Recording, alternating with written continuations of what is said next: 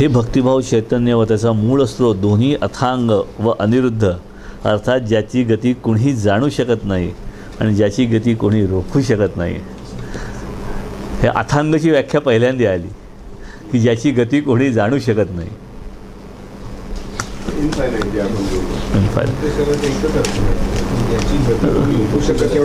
हो,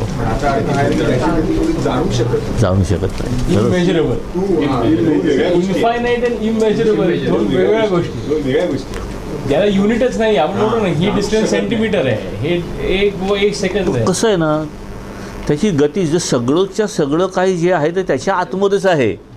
आपण म्हणतो मला मुंबईवरून पुण्याला जायचं, पण तू मुंबईमध्ये पण पुण्याला पण त्याला कुठे जायचं आहे, तो सगळीकडेच आहे. मग त्याला गती आहे पण नाही, ऑमनी प्रेझेंट ना आपण म्हणतो, ऑमनी प्रेझेंट. त्याची गती म्हणजेच काय, त्याची गती एवढी आहे की आपल्याला वाटतं की तो हलतच नाहीये. बरोबर की नाही? एका अग्रलेखामध्ये आधी येऊन गेलं की रामावतार आणि कृष्णावतार सारखंच आहे, दोन्ही ते तोच आहे. तेच, पण एका ठिकाणी तो पूर्ण मानवी हे म्हणून आला आणि त्याची सगळी दैवी हे त्याने हनुमंताकडे देऊन ठेवली. आणि इथे मात्र तो लहानपणापासूनच सगळे दैवी हे घेऊन आला आणि सगळं करत आला. दोन टोकांच्या दोन वेगळ्या दिशांनी हे अवतार कार्य करतात.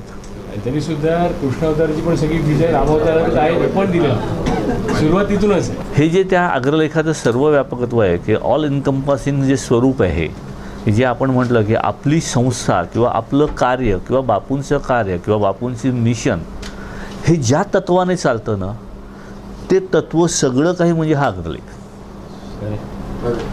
की बघा त्यांनी पुढे आता विषय निघाला म्हणून सांगतो की त्यांनी म्हटलं आहे काय की कुठलेही नियम करायचे आणि पाळायचे ते सुद्धा प्रेमानेच. नियम पाळणं प्रेमाने खूप सोपं आहे, नियम करायचे प्रेमाने ही फार कठीण गोष्ट आहे. आम्हाला जर आमच्या पातळीवरती पण नियम करायचे असतील तर ते नियम प्रेमानेच करता आले पाहिजेत. ते वृक्ष नाही होता कामा. कोणाला पकडून ठेवायला म्हणून आम्हाला नियम नाही करायचे आहेत, कारण त्याचे नियम तसे नाही आहेत म्हणून. नाहीतर मग त्याने नियम लावायचा ठरवला तर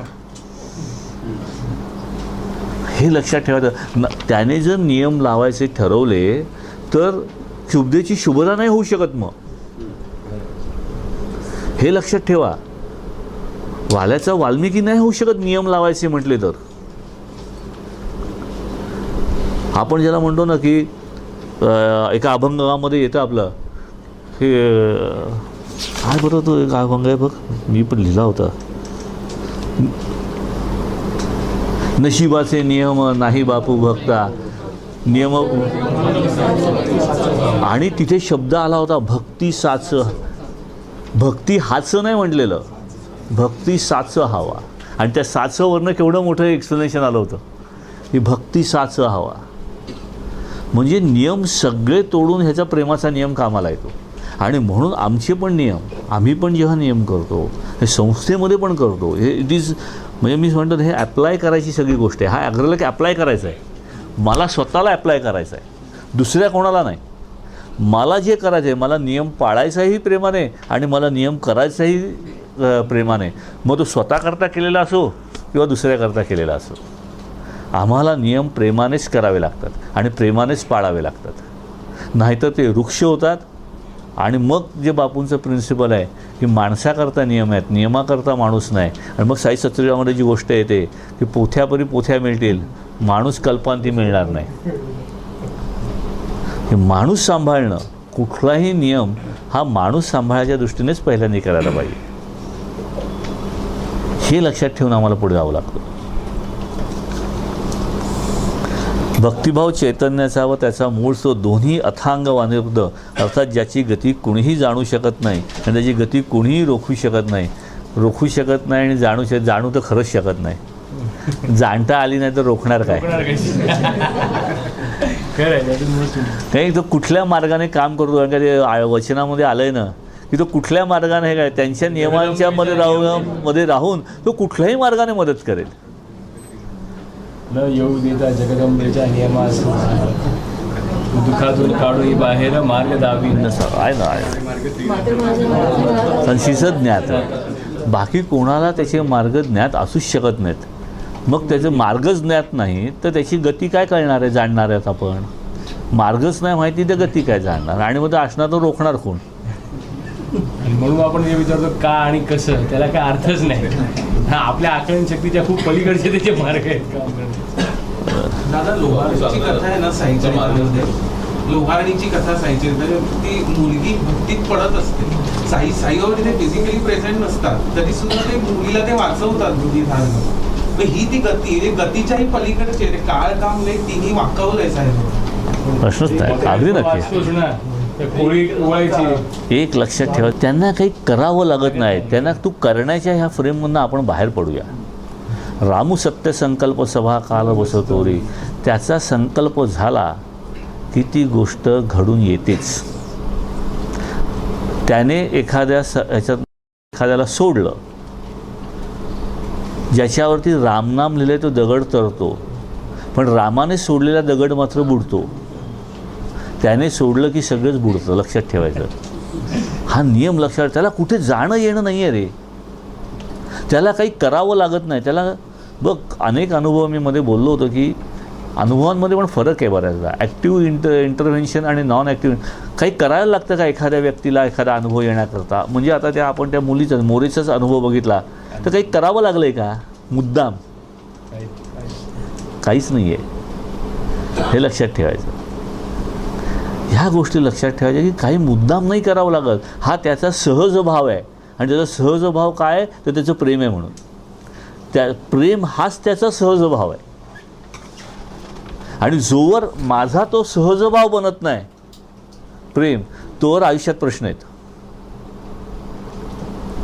हे आत्ता तुला सांगतो, परवा मी एका मुलाशी बोलत होतो, आपल्याकडे आलेल्या, नाही तर US त्याने मला सांगितलं ना की दादा, कामाचं work environment is so good, काहीच प्रश्न नाही.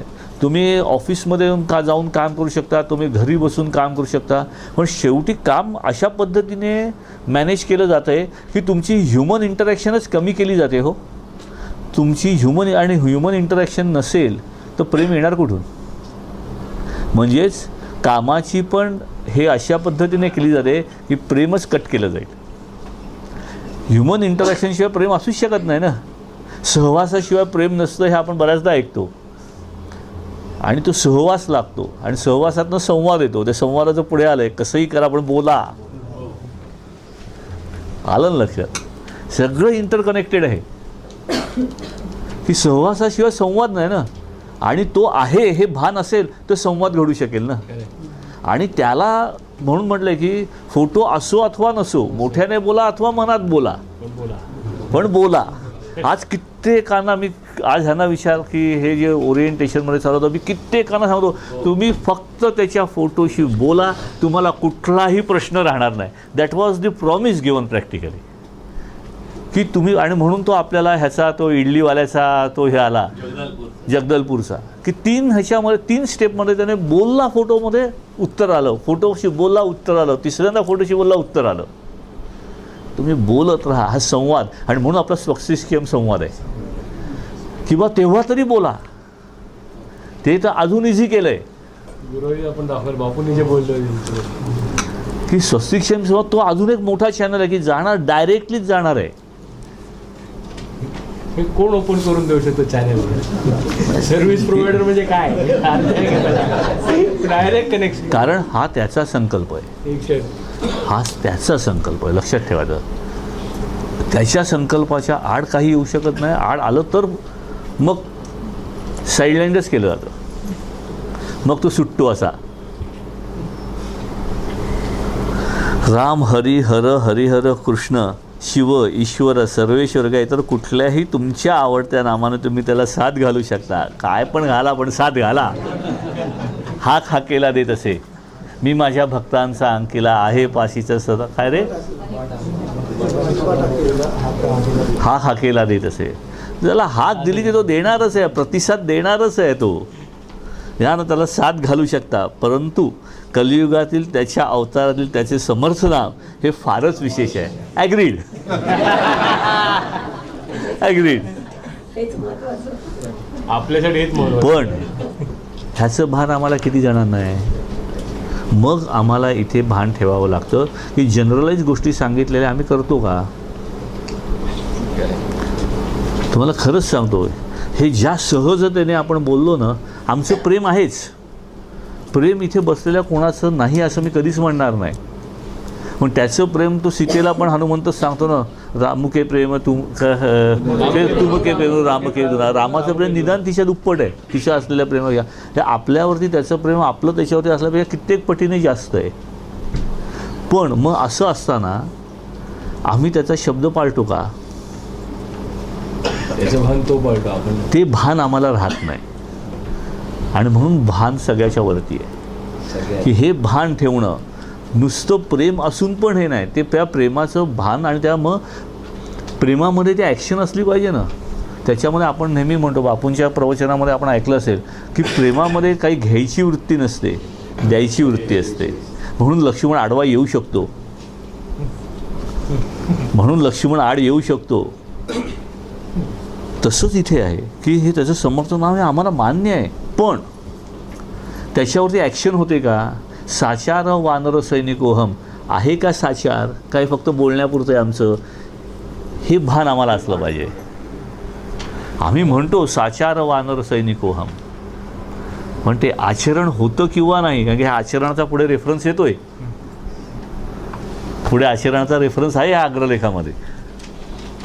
भक्तिभाव चैतन्यात राहणे म्हणजे काही कडक व कठोर आणि कष्टप्रद नियमांचा मार्ग नव्हे, तर भक्तिभाव चैतन्य हा भगवंताशी शुद्ध व जिवंत नाते कायम राखण्याचा मार्ग आहे. या मार्गामध्ये जे काही करायचं आहे ते फक्त प्रेमाचेच. ओके, कुठलेही नियम करायचे आणि पाळायचे ते सुद्धा प्रेमानेच. पुढचं वाक्य आहे, आपले जीवन जगत असताना अनेक गोष्टी भगवंतासाठी करत राहणे व हातून घेतलेली सर्वच्या सर्व कर्मे भगवंताच्या चरणी अर्पण करीत राहणे हा भक्तिभाव चैतन्याचा एकमेव नियम. नियम करायचे नाहीत आपल्याला सांगितलं, आणि एकमेव नियम करायला पाहिजे तो पण दिला गेला. आणि आचरण काय सर्व आहे ते दिलं ना याच्यामध्ये. आपले जीवन जगत नाही, पुढे येतं आचरणाच्या बाबतीमध्ये पुढे येतं एक डेफिनेशनच येते आचरणाची. ती आजच्या ह्याच्यामध्ये आहे का काय ते बघायला पाहिजे. कसे आहे नाही ते बघ, तुला सांगतो. ह्याच्यामध्ये ते प्रेममय आचरण, जाणीव शब्दाची जी डेफिनेशन येते ना आजच्या अग्रलेखामध्ये येते.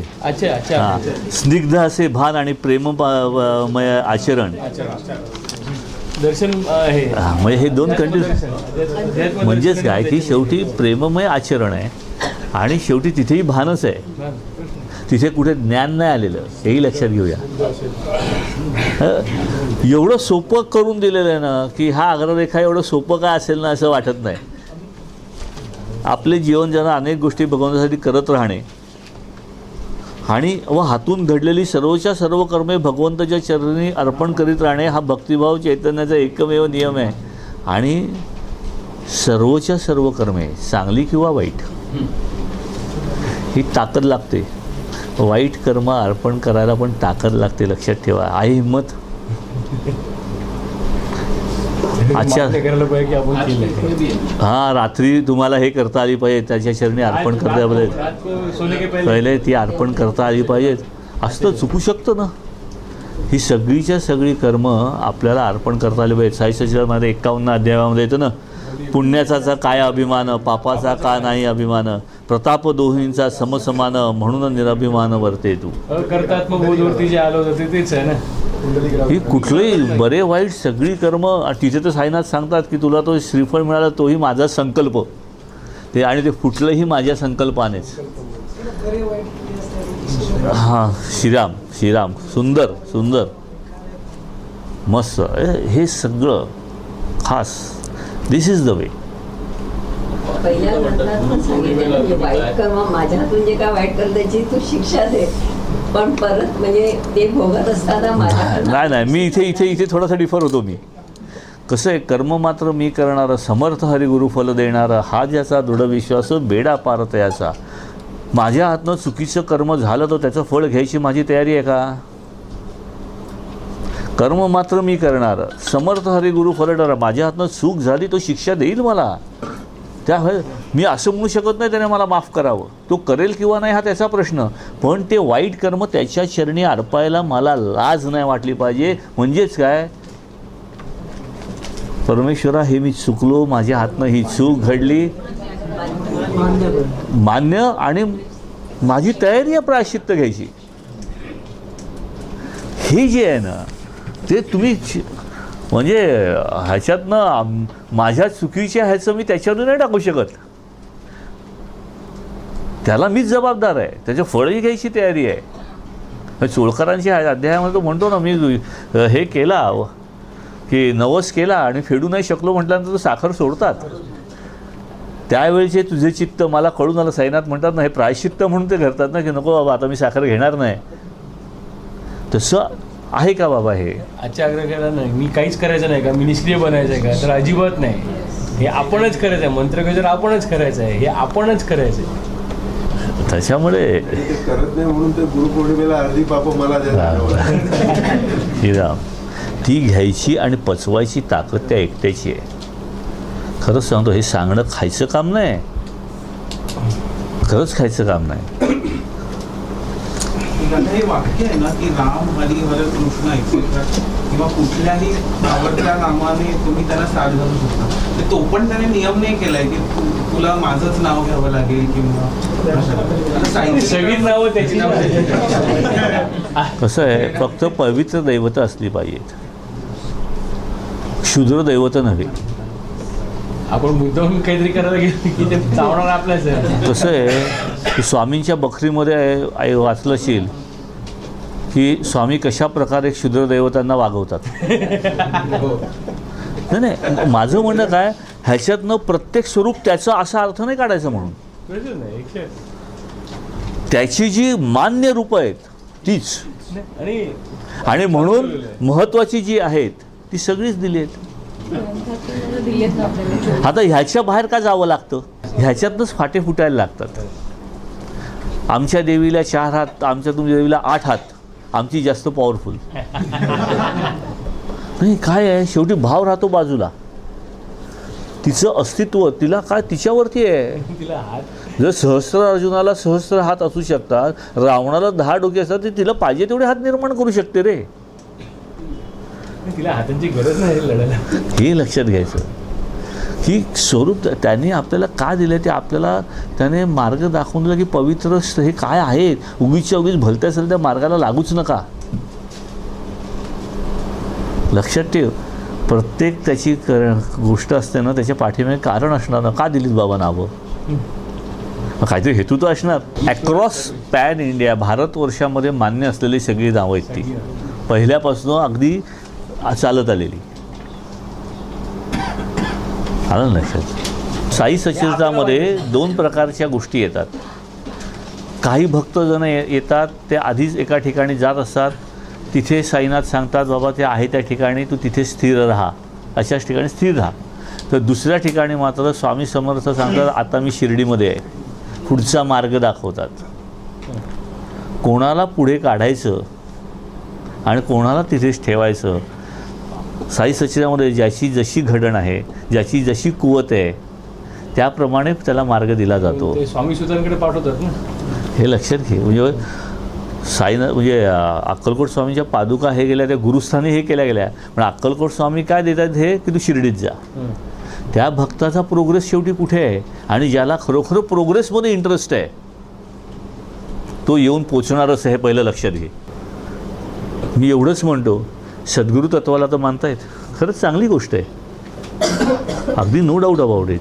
परमेश्वराला तर मानतायत, पण जे काही ते सद्गुरू सांगतं त्याप्रमाणे ते वागतायत का, हा प्रश्न असतो. मुळे शास्त्रीच्या कथेमध्ये पण येतं ना ते दुर्लभ दर्शन. अगदी नक्की. म्हणून म्हटलं वेगवेगळ्या कथा येतात, त्याच्या त्या भक्ताच्या स्टेजप्रमाणे त्याला मार्ग दिला जातो. हे लक्षात. त्यांच्यामध्ये वित्तुष्ट नाही आहे रे, वित्तुष्ट त्यांच्या मानणाऱ्या भक्तांमध्ये आहे.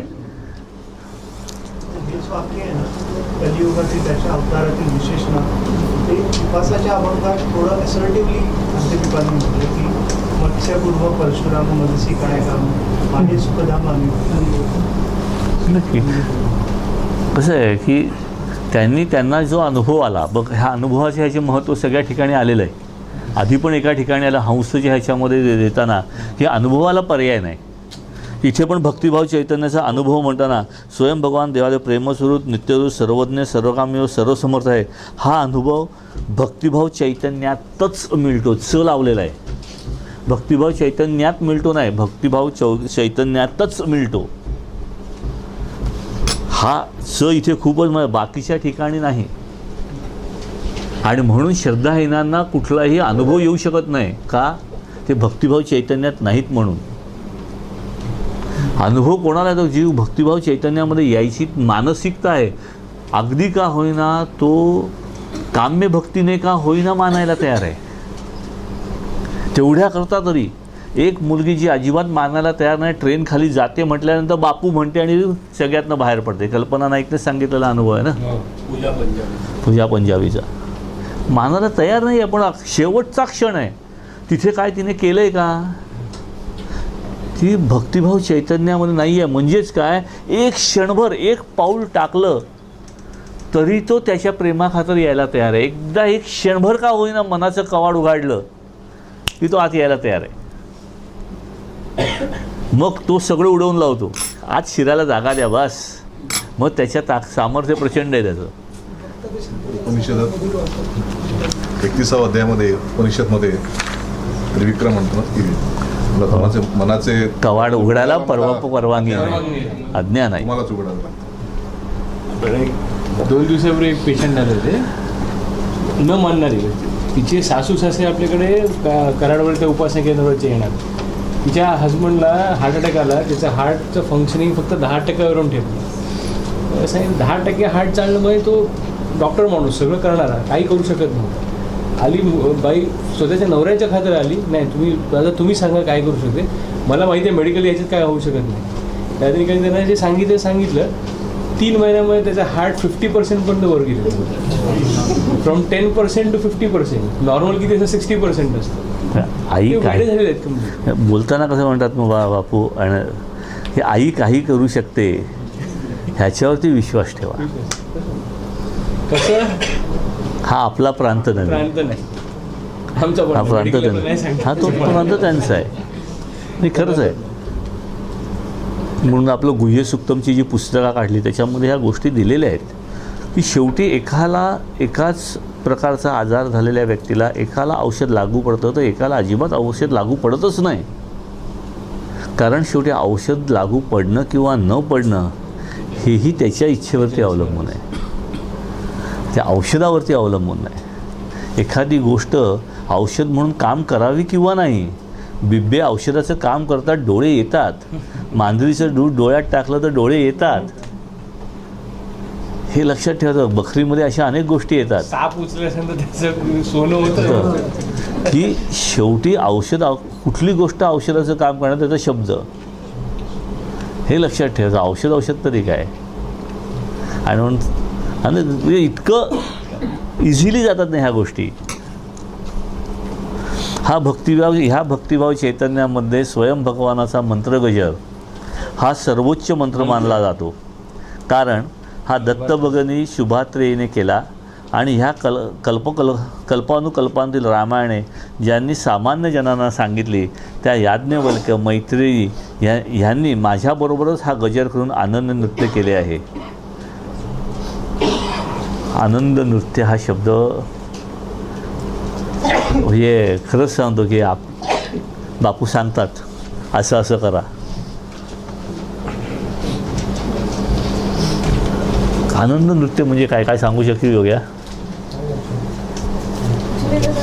मनाचं, प्राणाचं, देहाचं, भावनांचं, म्हणजे कसं आपण जेव्हा फक्त असे ॲक्शन करतो ना, आपलं शरीर फक्त हलतं असं आपल्याला वाटतं, पण त्याच्यावर आपलं मन पण तसं हलत असतं. त्याच्यावर आपले प्राण पण, प्राणाची गती आपल्याला कळूच शकत नाही, प्राण पण हलतात. म्हणजे कसं की मनाचं, प्राणाचं, देहाचं, शरीराचं आपल्या आणि प्लस आपल्या भावनांचं पण नृत्य. माणूस नृत्य केव्हा करतो माणूस? म्हणजेच ह्या आता ह्यांनी जसं सांगितलं सगळ्या पातळीवरती आनंद व्हायला पाहिजे. आपण म्हणतो ना मन डोलायला लागलं, हां. आणि मन कसं आहे, आपण मन डोलतो म्हणतो ना, मन डोलतो म्हणजे काय? आपण बोलणार मनाला डोलताना बघितलंय का काय?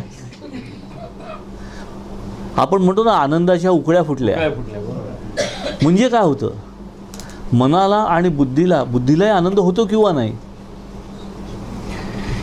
सगळ्या पातळीवरचा, प्राणांचा, मनाचा, शरीराचा, अजून कुठला सांगितलं तू? देहात सर्व अस्तित्व, सगळं अस्तित्व ह्या आनंदमय व्हायला पाहिजे. सर्वच्या सगळं अस्तित्व, नाहीतर ती कवायत होईल ह्याच्यामध्ये, ह्या गजरामध्ये. आणि खरंच म्हणून बापूंनी सांगितलं हा मंत्र गजर आहे आणि ह्याच्यामध्ये हा सर्वश्रेष्ठ आहे. आणि त्याच्यामध्ये म्हणजे आपण त्याला म्हणतो ना, काही हातचं राखून करण्यासारखा हा गजर नव्हे, की पूर्णच्या पूर्ण आपल्याला काही का क्षण सगळं बाकीचं विसरता आलं पाहिजे. कोण मी कसा करतोय, काय करतोय, मी कसा डोलतोय, काय डोलतोय, मी चांगलं ह्याच्यातनं बाहेर येऊन फक्त तो आणि मी. मला तेच ना की फक्त भगवंताचं भान राहतं Yes. श्रीराम. विभान होतो. भानाचं सांगितलं ना, भानाची सर्वोच्च अभिव्यक्ती आनंद मिळतो. श्रीराम. फक्त त्याचं भान आणि मी आनंद. तो रेफरन्स परत लागतो, तुझी डोलसी क्षणोक्षणी. क्षणोक्षणातून तो प्रत्येक क्षणात डोलतोच आहे, नाही, आनंद नृत्य सतत तोच करतोय. करतोय. हे आता तुम्हाला आपल्याला सगळ्यांना अंदाज येऊ शकतो की हा अग्रलेख कसा सर्वव्यापक आहे, की सगळ्याचं साराचं सार म्हणतो ना, हा तो अग्रलेख आहे. आणि हा अग्रलेख कळायला आपण आधीचं वाचलं पाहिजे असं काही नाही आहे. काहीच नाही. कोणी काही वाचलं नसेल ना तरी पण आपल्याला हा पूर्ण कळू शकतो. स्टँड अलोन आहे, series stand alone. Stand alone म्हणजे कम्प्लीट. या मंत्रगजरातून भक्तिभाव चैतन्याच्या लहरी उसळत राहतात. एक एक शब्द असा वापरला आहे त्या बापूने. आणि ज्याला म्हणून स्वतःचे जीवन चांगले घडवायचे आहे त्याला सर्व काही पुरवलं जाते. कोण पुरवतो? तोच एकटा पुरवू शकतो. बघ नाही, अभंग आहे का? पुरवणे मी रे कसा पुरवणार, असं कधी म्हणू नये, पुरविणे याचा जन्म. कुठून कुठे घेऊन म्हटलं नाही, ह्या अग्रलेखाला एक एक शब्दाला एवढे क्रॉस रेफरन्सेस आहेत, प्रचंड क्रॉस रेफरन्सेस आहेत. मला प्रत्यक्ष माता शुभात्रेने सांगितले आहे की जो श्रद्धावान ह्या मंत्रगजाच्या 16 माळा दररोज, माळा म्हणजे 108 वेळा, आणि इथे आपल्याला त्याच ह्याने म्हणायचं असं काही नाही आहे, त्याच चालीने म्हणायचं असं नाही. तो शब्द एकमेकामध्ये मिसळणार नाही ह्याने. म्हणजे कसं आपण रामा रामा आत्मा रामा त्रिविक्रमा सद्गुरू समर्था त्रिविक्रमा आत्मा रामा रामा. तुम्ही किती फास्ट म्हणू शकता मनातल्या मनात, हा तुमचा प्रश्न आहे. मी करायचा प्रयत्न केला, माझं कालपर्यंत मिनटाला 12 वेळा होत होतं, मग नंतर ते मिनटाला 10पर्यंत जरा खाली आलं. असं त्यात तुम्ही हे म्हणा. आणि म्हणजे काही 1728 वेळा झालं म्हणजे झालं. किती एकाचा कंटिन्युअस करायला पाहिजे असं पण नाही. रूल्सच नाही, आपण ते वाचायला पाहिजे ना. त्याला आपण किती प्रश्न उभवले की असंच करायला पाहिजे, तसं करायला. बाबा माळा म्हणजे 108 आणि कुठल्या त्या चालीने म्हणायची आवश्यक नाही, फक्त शब्द एकमेकामध्ये मिसळता कामा नाहीत. तेवढी प्रिकॉशन घेऊन 3 तासामध्ये व्हायला पाहिजे. 3 ते 3.25 तासामध्ये मायामध्ये व्हायला पाहिजे असं वाटतं. कोणी केलं आत्तापर्यंत? एक माळ तरी केली कोणी? एक माळ केली. किती वेळ लागला? अर्धा तास लागला एक माळ करायला. अजून कोणी केलं एक माळ? तुला किती वेळ लागला? 25 मिनिटं लागले. अजून कोणी? 25 मिनिटं लागली. श्रीराम. आपल्याला अजून तर नॅचरली तोच ती ट्यूनच येते.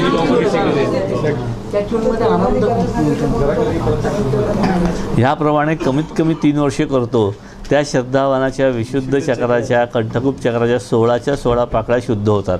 अर्थात त्याचे विशुद्ध चक्र हनुमत चक्र बनते. हे बापूने ग्रंथामध्ये कसं रे हनुमत चक्र बनते हे ग्रंथामध्ये घेतलेलं आहे.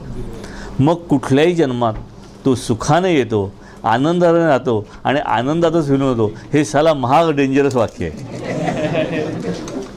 सुखाने येतो, आनंदातच राहतो आणि आनंदातच विलीन होतो. मूळ आनंदच आहे. काय आनंदात येतो असं म्हटलेलं नाही, सुखाने येतो. खाणी आहे. तिथे आनंदात येतो किंवा आनंदाने येतो असं नाही म्हटलेलं. आनंदात राहतो. तुका म्हणे गर्भवासी सुखी काय झाले जावे आम्हासी. ते इथे क्रॉस होतं. आणि आनंदात राहतो आणि आनंदातच विलीन होतो. दोन्ही आनंद वेगवेगळे आहेत. विलीन होणारा आनंद म्हणजे तो आहे, तो आनंद स्वरूप आहे म्हणून. आणि हा जीवनातला आनंद जो माझ्या कर्माशी निगडीत आहे. हे दोन आनंद वेगळे आहेत, लक्षात घ्या. तो आनंद स्वरूप आहे, त्या आनंदामध्ये मी विलीन होतो, आनंदातच विलीन होतो आणि आनंदात राहतो. म्हणजे मग इथे माझ्या ज्या नित्यकर्मानुसार जे काही गोष्टी होतात त्यानुसार मला आनंदामध्ये मी राहतो. आणि सुखाने येतो, आनंदात राहतो. पण कोण ज्याच्या विशुद्ध चक्राच्या अशा पद्धतीने आला तो काय म्हणजे it is a continuous process for him, की तो सगळं काही त्याच्या इच्छेनेच मग घडायला लागतं. म्हटलं तर कर्मस्वातंत्र्य आहे, पण त्याच्या कर्मस्वातंत्र्याची ही सगळी केअर त्याच्याकडनं घेतली जाते. त्या जीवनात फक्त नाथसंहिताच कार्यरत असतं. नाथसंहित 100% नाथसंहित. त्या तो नाथसंहितपासून डायव्हर्टच होत नाही असा आपण अर्थ नक्की काढू शकतो. तेच म्हणलं, हा नक्की काढू शकतो. कारण ज्याने एवढं सगळं केलेलं आहे, हे 3 वर्ष खायची गोष्ट नाही रे. 3 वर्ष नाही रे, खरंच खायची गोष्ट नाही. ज्याला दररोज 16 माळा करणं जमले नाही त्याने आपापल्या कुवतीनुसार हा मंत्र गजर करीत राहावा आणि तो जप त्याच्या चरणी अर्पण करीत राहावे. अशा श्रद्धावानांचे जीवनही सुंदरच होत राहणार. बघा, पुन्हा ॲश्युरन्स आहे इथे. ॲश्युरन्स आहे, ज्याला आपण म्हणतो दिलासा आहे प्रत्येक जीवाला. नाही झालं ना तुमचं, दॅट इंटेन्सिटी मॅटर्स. की तुम्ही तुमच्या प्रेमाने करा, एकदा तरी करा आणि करून तर बघा पहिल्यांदा काय फरक पडतो. कारण की अनुभवल्याशिवाय आपण निष्कर्ष नाही काढू शकणार आहोत ना. इथे एकदा तरी एकतरी माळ करायची सवय लावायला पाहिजे. आणि आपण एवढं तसं खरं सांगतो, खूप आपल्याला जवळनं बापू अनुभवायला मिळत आहेत. किती फ्रिक्वेंटली आम्ही ह्या 3 तास म्हणजे काही 3.25 तास आपल्याला नक्की वेळ असतो. महिन्यातनं एकदा करणं, आठवड्यातलं करायला कोणाला जमलं, नथिंग लाईक इट. पण ही होण्यासारखी गोष्ट आहे. ट्रॅव्हल टाईम किती आज कोणाचा 1 वे? आता तुम्ही डोंबिवलीहून आता किती ट्रॅव्हल टाईम आहे तुमचा? म्हणजे तुम्ही किती लकी आहात. You will not believe how you look at it. मी सांगलीला जेव्हा कार घेऊन जातो ना, तेव्हा मी कुठलं तरी स्तोत्र 108 वेळा म्हणून कंप्लीट होतं माझं. एकतर हनुमान चालिसा होते किंवा पंचमुख हनुमत कवच म्हणून होतं. मी आता सांगतो दत्त बावनी माझी बावनं.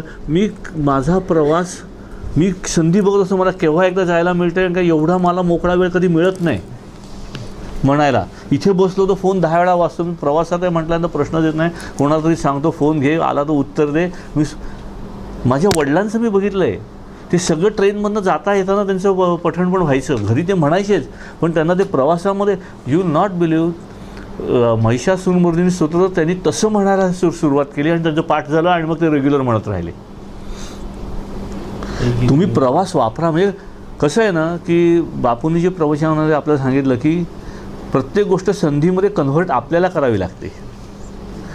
लोक म्हणतात माझा प्रवासात वेळ फुकट जातो. आपल्याला संधी आहे इथे, तुम्ही कुठेही उभे राहा, तुम्ही एवढं तर करू शकता.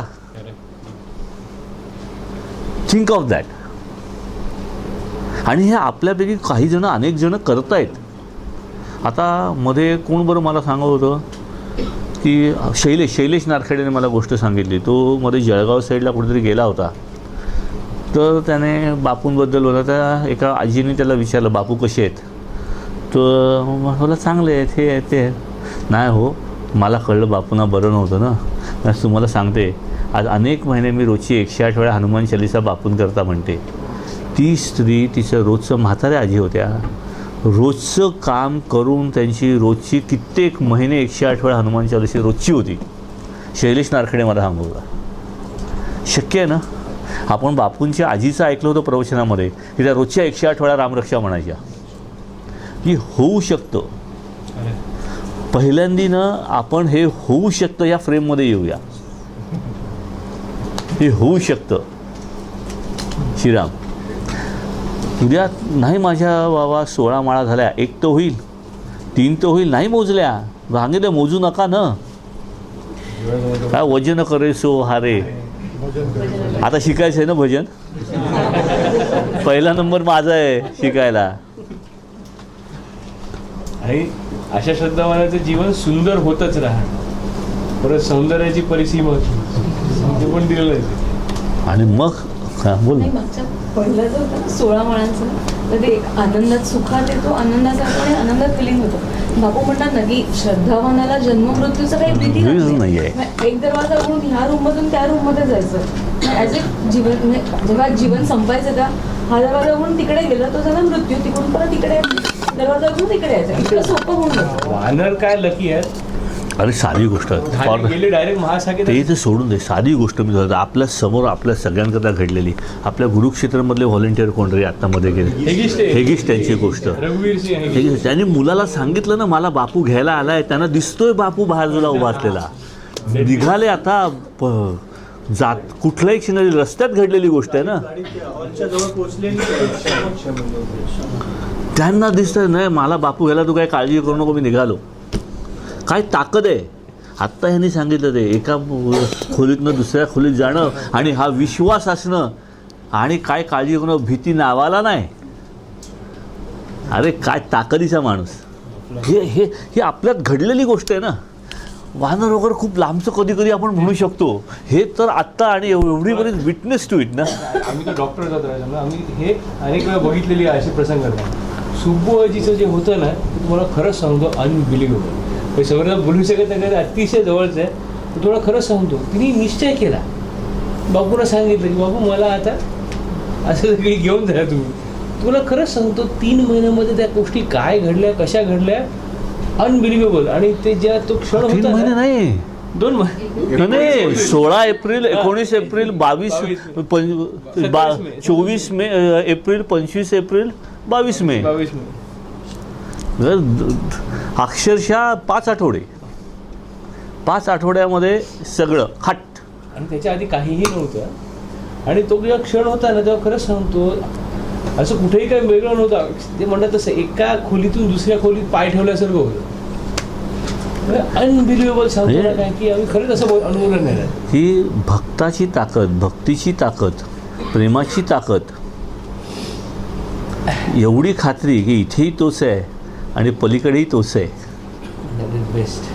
हे जे आहे हे म्हणजे कसं आहे ना, हे आपण मानतो तिथेही तोच आहे, ते आपल्याकरता ज्ञान आहे. ते त्या भानावरती आहेत, त्यांना ते पटलं आहे आणि ते इम्प्लिमेंट करू शकायच्या पोझिशनमध्ये आहेत. हा फरक आहे, हा खूप मोठा फरक आहे. हे बोलणं खूप सोपं आहे आपल्याकरता, पण मला मी का हेगिस्ट त्यांचं सांगतो की खरंच एक गुरुक्षेत्रामध्ये कार्य करणारे आमच्यातलेच एक जण दररोज दिसणार आहे. म्हणजे पुढचं जे वाक्य आहे तर फारच म्हणजे एका वेगळ्या पातळीवर होतं. स्वयं भगवानाचा स्पर्श ज्याला झाला ती वस्तू, पदार्थ, व्यक्ती आपोआप पवित्र होते व ह्याला अपवाद नाही. आणि त्या पुढे हे पवित्र शुभ आहे असं पण आलं. अभंग आहे ना, अनिरुद्धाच्या चरणस्पर्शी पावन. श्रीराम, पण कसं म्हटलं आहे, स्वयं भगवानाचा स्पर्श झाला ती वस्तू अजीव आहे ना, पदार्थ, व्यक्ती आपोआप पवित्र होते व त्याला अपवाद नाही. हाही लक्षात घे. आता स्पर्शाचं आज अख्ख्या ह्याच्यामध्ये आलं आहे की त्याची नजर तो नजरेने स्पर्श होतो. अरे होतो नजरेने स्पर्श, आपण अनुभवतो ना रे. मनाला स्पर्श झाला आपण बोलतो अनेक वेळा हृदय स्पर्शी, आणि ते आपण कधी विचारत होतो की काय आहे ते. नाही आणि होतो, जाणवतो. हे अनुभवलेलं असतं प्रत्येकाने. आपण ज्याला खाणाखुणा म्हणतो म्हणजे काय होतं, हाऊ इट एनिथिंग, भावनाच कन्व्हे होते ना त्याने, हो किंवा नाही किंवा काही. डोळ्याच्या नुसत्या ह्याने नजरेने आपण पण काही गोष्टी कन्व्हे करतो, होत असतात, रेग्युलर ह्याच्यामध्ये होत असतात, चांगल्या वाईट सगळ्याच.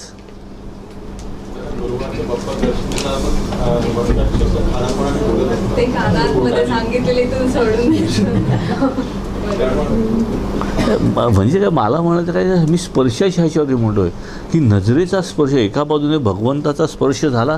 या आजच्या अग्रलेखामध्ये जे म्हटलं आहे ना की त्याची नजर कुठेही पोचते, मग कोणाला स्पर्श होत नाही. आता माझा प्रश्न आहे, कोणाला स्पर्श होत नाही.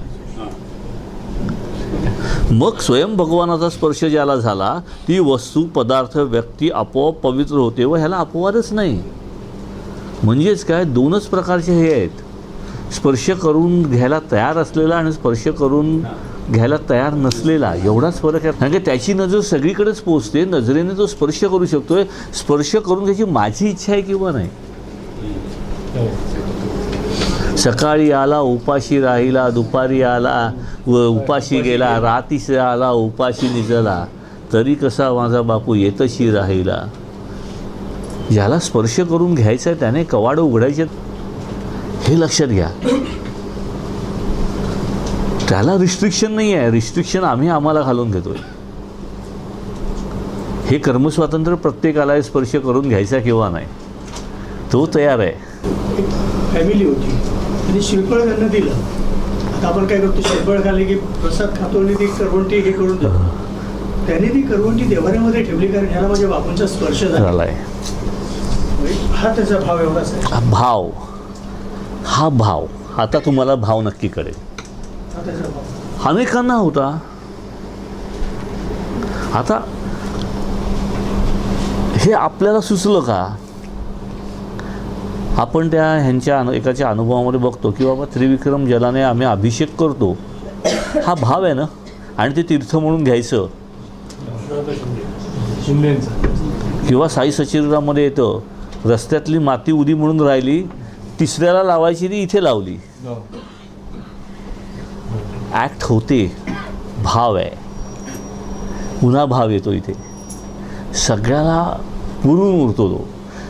खायची गोष्ट नाही, हे सुचणं, करवंटी ठेवणं, ह्याला बापूंचा स्पर्श झाला आहे. आणि मग आम्हाला कळतं की आई मुलाला सांगते, आता बघ बाबा, प्रत्यक्षपणे बघून घे, उद्यापासून पुन्हा फोटोतच बघायचं आहे. हा भाव आहे तिचा, की उद्या फोटोमध्येच बघायचं आहे. श्रीराम. स्वयं भगवानाचा स्पर्श ज्याला झाला ती वस्तू, पदार्थ, व्यक्ती आपोआप पवित्र होते व ह्याला अपवादच नाही.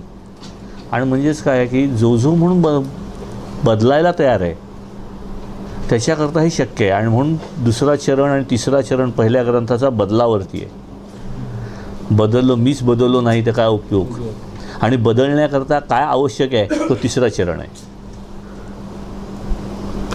आणि ते या इथे येतं सगळं. हे सगळ्याच्या सगळ्या गोष्टीनं ह्या अग्रलेखाच्या प्रेमाशी आणि प्रेम ह्या भावनेशी म्हणजे भावाशीच निगडीत आहेत. एक मी तुम्हाला जस्ट वाचून दाखवतो. मी आज खरंच ग्रंथ उघडला पुन्हा, मनापासून सांगतो. आणि मी ह्याची डेफिनेशन बघितली, एका ठिकाणी येते ही. आजपर्यंत मी मनापासून तुम्हाला सांगतो, कुठेतरी माझ्याकडनं खूप निग्लेक्ट केली गेली ही डेफिनेशन असं मला वाटायला लागलं. भक्तीची डेफिनेशन एका ठिकाणी येते. कोणी वाचली असेल ना तर खरंच मनापासून, म्हणजे कोणाच्याही लक्षात आले असेल तर हात वर करायचा. भक्ती ही भाव हे हृदय असणारी, नित्य वाढत असणारी, अंतरंगी प्रेमशक्ती आणि सस्नेह सेवा आहे. भक्ती ही भाव हे हृदय असणारी, नित्य वाढत असणारी, अंतरंगी प्रेमशक्ती आणि सस्नेह सेवा आहे. हे ज्याने वाचलंय आणि वाचलेलं आठवतं त्याने हातवर करा. मी खरंच सांगतो, माझ्या काल लक्षात आली. भक्तीची एवढी 2 ओळीमध्ये बापूने डेफिनेशन दिलेली आहे. 2 ओळीत. किती नंबर पान आहे? 33/57. 33व्या पानावरती आहे माझ्या, 33 किंवा 36 पानावरती. हे मी वेडा झालो. भक्ती ही भाव हेच त्याचं हृदय आहे. भाव नाही जिथे ती भक्ती असूच शकत नाही. एका सगळ्या ह्याच्यात सगळं बापूने कट करून टाकलं. भक्ती ही भाव हे हृदय असणारी, नित्य वाढत असणारी, आणि म्हणजे ती कंटिन्युअस प्रोसेस, नित्य वाढत असणारी, ती थांबूच शकत नाही, अंतरंगी प्रेमशक्ती आणि सस्नेह सेवा आहे. सगळ्याच्या सगळ्या कॅरेक्टरिस्टिक ह्या 2 ओळीमध्ये काय, या अख्ख्या एक ओळ आहे. येस, ह्याने जे मगाशी झालं सगळं आहे, पण ह्या सगळ्याचं एकत्र सार काढून ह्या अग्ररेखामध्ये आलं आहे. श्रीराम, नारद पण माणूस म्हणून स्वतःला हे करत आहे, ट्रीट करत आहे तिकडे ते, की नारद पण काय सांगतो की आम्ही पण ह्यांच्यापर्यंत नाचतोच आहे. आज कसं आहे, आपण हा सगळा आपण अद्वैत जो आहे तो सांगतोय कोण? नारदच सांगतोय ना. नारद कोण आहे? तर पहिले जे क्रिएट झाले ते नारद आहे, बरोबर आहे. आपल्या बाजूने ते बोलू शकतात, ते आपल्याला सांगतात नक्की आपल्याला काय मिळाले ते क्रिएटर्स आहेत आणि आपण सगळे क्रिएशन आहोत. आपण क्रिएट झालेलो आहोत. आपल्यामध्ये सगळ्यात पहिलं कोण क्रिएट झालं? तर नारद क्रिएट झालं. तेच आपल्याला सांगू शकतात नक्की काय आहे ते. म्हणून भक्तिभाव ज्याचं सांगतोय कोण आपल्याला? तर नारदच सांगतो. लक्षात ठेवायचं की शेवटी आपण हे प्रवचनामध्ये आज इथे थांबताना मुद्दा मी काय आला जातो की फ्रिक्वेन्सीला महत्त्व आहे, पण what matters is your intensity. प्रेमाची इंटेन्सिटी, इंटेन्सली काय करतो आपण त्यालाच महत्त्व आहे. म्हणून आपण हेमाडपंत फक्त शेवटचे 9-10 वर्ष साईनाथांबरोबर आहेत, पण ते इंटेन्सली अटॅच्ड आहेत. त्याच्यामुळे गावातले कितीतरी होते ना आधीपासून साईनाथांना मानणारे, किती जणांनी हे केलं. कोणाच्या वाट्याला साई सचित्र लिहिणं आलं नाही, कारण ती इंटेन्सिटी कोणाला अचीव नाही करता आली. That intensity matter. शेवटची 9 वर्ष, किती 1909 का 10 साली आले, 1909 साली आले हेमाडपंत साईनाथांकडे आणि 1918ला साईनाथांनी देह ठेवला. 9 ते 10 वर्षाचा काळ आहे फक्त जेमतेम, पण साई क्षेत्र त्यांनी दिलं. ही इंटेन्सिटी मॅटर करायची. आणि म्हणून एका बाजूला आपल्याकडे असलेल्या पहिल्यापासून आलेल्या श्रद्धावानांचं महत्त्व आहेच, कारण त्यांनी अख्खा प्रवास बघितलेला असतो. त्यांच्याकडे बापूंचा अनुभव आपल्यापेक्षा जास्त असतो. पण बापूशी किती इंटेन्सली अटॅच आहोत हे त्या काळावरती अवलंबून नाही आहे. बऱ्याचदा नवी आलेली माणसं ही नवी आहेत म्हणून आपण दुर्लक्षित नाही करून चालत. श्रद्धावान ते किती इंटेन्सली अटॅच असतात हे फार महत्त्वाचं असतं. श्रीराम. जय जगदंब जय दुर्गे, जय जगदंब जय दुर्गे, जय जगदंब जय दुर्गे. नाथ संवित, नाथ संवित, नाथ संवित. श्रीराम.